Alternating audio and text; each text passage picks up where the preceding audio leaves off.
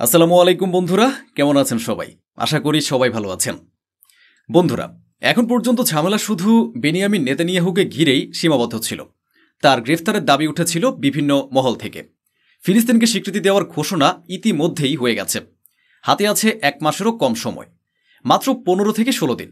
কিন্তু এরই মধ্যে বেরিয়ে এসেছে আরও বড় খবর। খবর হলো নেতানিয়াহুর 2 প্রিয় পাত্র, যারা ক্রমাগত ঘৃণা ছড়াচ্ছিল, যারা প্রকাশ্যে গণহত্যাকে ন্যায্যতা দিচ্ছিল, এমনকি গাজা শিশুদের হত্যার আহ্বান পর্যন্ত জানাচ্ছিল, এবার তাদের বিরুদ্ধেও কঠোর ব্যবস্থা নিতে চলেছে আন্তর্জাতিক আদালত। দুজনকে জেলের অন্ধকার সেলে ঢুকতে হবে, আর ইসরায়েল থেকে বের হওয়াও হয়ে যাবে তাদের জন্য প্রায় অসম্ভব। এমনকি নেতানিয়াহুর এক বিশেষ ঘনিষ্ঠ, তার অন্যতম প্রিয় মানুষটিও ইতিমধ্যেই গ্রেফতার হয়েছেন। গ্রেফতারটি ঘটেছে ইসরায়েলের ভেতরে নয়, বরং দেশের বাইরে। কোথায় এবং কাকে ধরা হয়েছে সেটিও জানাবো। শুধু তাই নয়, যারা এতদিন ইসরায়েলকে সমর্থন দিয়ে এসেছে, যেসব সংগঠনের কাঁধে এর দায়ভার ছিল, তারা এখন মুখ খুলে স্বীকার করছে, হ্যাঁ, ভুল হয়েছে। ইসরায়েলের পাশে দাঁড়িয়ে যে অপরাধ করেছে তার শাস্তি এখন তারা ভোগ করতে যাচ্ছে। তাদের মনে হচ্ছে তাদের শেষ সময় ঘনিয়ে এসেছে, কারণ তারা এক হত্যাযজ্ঞের অংশীদার হয়েছিল। আমি আগেও বলেছি, উপরে যে আল্লাহ আছেন তিনি সব দেখেন, আর এখন সে সত্যিটাই সবার সামনে বেরিয়ে আসছে। আরেকটি দেশও ঘোষণা দিয়েছে ইসরায়েলের সঙ্গে কোনো সম্পর্ক রাখবে না তারা।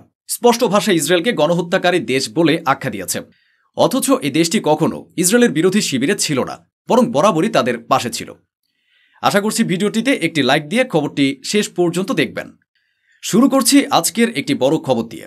গ্রেফতারি পরোয়ানা জারি করা হয়েছে। এই 2 মুখ আপনারা নিশ্চয় চিনবেন। একজন হচ্ছেন বেন গভির, যিনি নিয়মিত উস্কানিমূলক ভাষা ব্যবহার করে এসেছেন। আপনাদের মনে আছে নিশ্চয়, তিনি আল আকসা মসজিদের বাইরে গিয়েছিলেন। মসজিদকে অপবিত্র করার চেষ্টা করা হয়েছিল। উদ্দেশ্য ছিল ফিলিস্তিনিদের উস্কে দেওয়া, সংঘর্ষ বাঁধানো, এরপর গুলি চালিয়ে ওয়েস্ট ব্যাংক খালি করা। এভাবে পরিকল্পিতভাবে চালানো হচ্ছিল এসব কর্মকাণ্ড। এটাই সে ব্যক্তি যাকে আপনারা দেখছেন, শুনছেন। স্মোট্রিচ তাদেরই একজন। গাজায় ছোট ছোট শিশুর মৃত্যুতে শুধু হাসাহাসি করেননি, বরং সেটিকে বৈধও বলেছেন। সবসময় এমনই করেছেন। এখন খবর দেখুন, গ্রেফতারি পরোয়ানার আবেদন সম্পূর্ণভাবে মঞ্জুর হয়ে গেছে। প্রক্রিয়া আনুষ্ঠানিকভাবে শুরু হয়ে গেছে, ঠিক যেমন এর আগে গ্যালান্ট আর বেনিয়ামিন নেতানিয়াহুর বিরুদ্ধে হয়েছিল, এবং তারপরে তাদের বিরুদ্ধেও গ্রেফতারি পরোয়ানা জারি হয়েছিল। মিডল ইস্ট আইয়ের রিপোর্ট অনুযায়ী ইসরায়েলের প্রতিরক্ষা মন্ত্রী ইতামার বেন গভির এবং অর্থমন্ত্রী স্মোট্রিচের বিরুদ্ধে গ্রেফতারি আবেদন প্রস্তুত হয়ে গেছে। অর্থাৎ আইসিসি এখন তাদের বিরুদ্ধে বড় পদক্ষেপ নিতে চলেছে। কিন্তু খবর এখানে শেষ নয়। শুনুন কেন এই ব্যবস্থা নেওয়া হচ্ছে। מי שמנסה היום בעולם להכיר במדינה פלסטינית יקבל מאיתנו תשובה בשטח, לא במסמכים, לא בהחלטות או הצהרות, אלא בעובדות. কারণ হলো, ইসরায়েলের অর্থমন্ত্রী স্মোট্রিচ বলেছেন, Israel will take action against any state recognising Palestine. Israel সেই সব রাষ্ট্রের বিরুদ্ধে ব্যবস্থা নেবে যারা ফিলিস্তিনকে স্বীকৃতি দেবে। Bury the idea of Palestine, ensure by September there is nothing left for European state to recognize. অর্থাৎ তিনি হুমকি দিচ্ছেন সেই সব দেশগুলোকে যারা ফিলিস্তিনকে স্বীকৃতি দিতে যাচ্ছে। এখন ভাবুন তো, কতগুলো দেশের সাথে যুদ্ধ বাঁধাবে। প্রায় 150 পর্যন্ত দেশ এখন বলছে ফিলিস্তিনকে স্বীকৃতি দেবে। অথচ তিনি বলছেন ফিলিস্তিন নামের ধারণাটাই মুছে দাও, চাপা দিয়ে দাও। সেপ্টেম্বরে যেন ইউরোপের কোনো দেশের হাতে স্বীকৃতি দেওয়ার মতো কিছুই না থাকে। আর এই হুমকির জন্যই তাদের বিরুদ্ধে আন্তর্জাতিক অপরাধ আদালতে কঠোর ব্যবস্থা নেওয়া হচ্ছে। ধরা হচ্ছে, ইসরায়েল যদি বেঁচেও থাকে তাহলে হয়তো কেবল ইসরায়েল পর্যন্ত সীমিত থাকবে। সারা দুনিয়ায় এর বিরুদ্ধে এক হতে শুরু করেছে। এবার আসুন আরেকটি চাঞ্চল্যকর ঘটনায়। এই লোকটিকে চিনে নিন। তিনি হলেন নেতানিয়াহুর সাইবার প্রধান। তাকে আমেরিকার লাস ভেগাসে একটি চাইল্ড প্রিডেটর স্টিং অপারেশনে গ্রেফতার করা হয়েছে, কিন্তু তারপর তাকে মুক্তি দিয়ে বাড়িতে পাঠিয়ে দেওয়া হয়েছে। তিনি আইডিএফের সাবেক সেনা এবং ইসরায়েলি সরকারের এআই প্রধান। তার বিরুদ্ধে একেবারেই ঘৃণিত জঘন্য অপরাধ প্রকাশ এসেছে।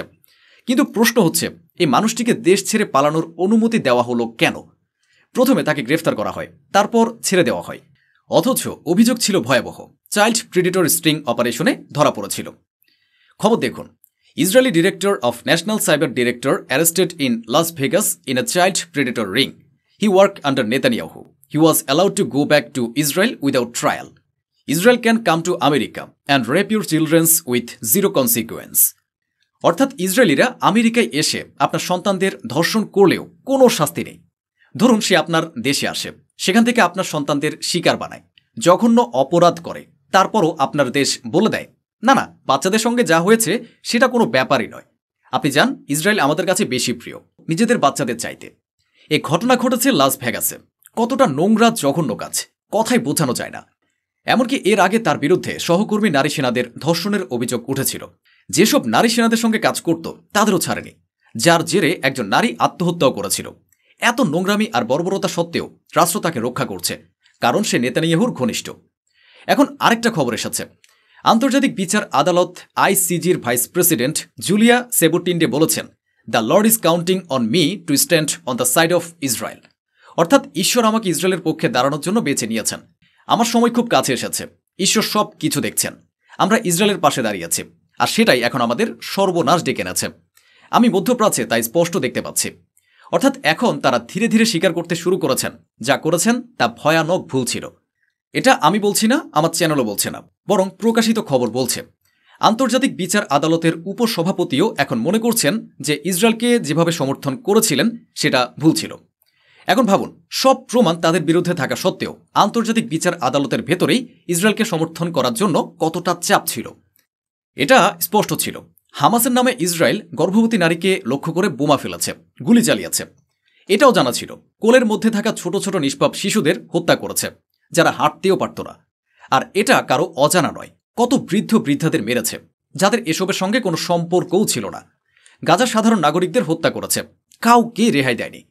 আর এই সব কিছু জেনেও আইসিজির উপসভাপতি কিংবা আরও অনেকে ইসরায়েলকে সমর্থন করেছেন। কিন্তু সময়ের চাকা ঘুরছে, এখন তারাই স্বীকার করছেন ইসরায়েলের পাশে দাঁড়ানো ছিল আমাদের সবচেয়ে বড় ভুল। আর ঈশ্বর এখন ভয়ঙ্করভাবে তার বিচার করছেন।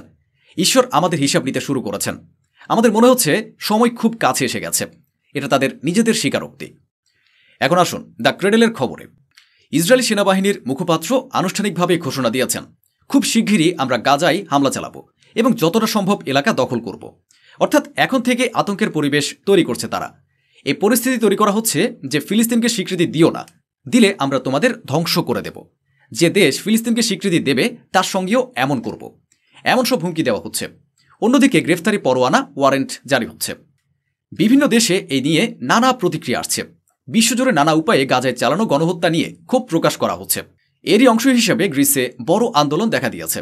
গ্রিসের মানুষ রাস্তায় নেমে প্রতিবাদ করেছেন, আর সেখানে ছুটি কাটাতে আসা ইসরায়েলি পর্যটকদের বিরোধিতা করেছেন। গ্রিসে অনেকগুলো হলিডে আইল্যান্ড আছে, যেখানে বিভিন্ন দেশ থেকে মানুষ ঘুরতে আসে। অন্য দেশের নাগরিকদের বিরক্ত করা হয়নি, কিন্তু বিশেষভাবে ইসরায়েলি পর্যটকদের সতর্কবার্তা দেওয়া হয়েছে এবং তাদের তাড়িয়ে দেওয়া হয়েছে। এর আগেও যখন একটি ইসরায়েলি জাহাজ এসেছিল তখন তাদের নামতে দেওয়া হয়নি। আর এখনও একই ঘটনা ঘটছে। গ্রিসে যেসব ইসরায়েলি পর্যটক এসেছে তাদের সেখান থেকে বের করে দেওয়ার দাবি উঠছে। চলুন এবার আরেকটি খবর দেখি। গ্লোব আই নিউজের রিপোর্ট। সৌদি আরবের প্রিন্স তুর্কি আল ফয়সাল বলেছেন, ইসরায়েলের সঙ্গে সৌদি আরবের সম্পর্ক স্বাভাবিক করার আর কোনো সম্ভাবনা নেই। তিনি নেতানিয়াহুকে বলেছেন একজন গণহত্যাকারী, যুদ্ধ অপরাধী। তো বন্ধুরা, আজ এ পর্যন্তই। দেখা হবে পরবর্তী ভিডিওতে। অনেক অনেক ধন্যবাদ। সাবধানে থাকুন, সুস্থ থাকুন।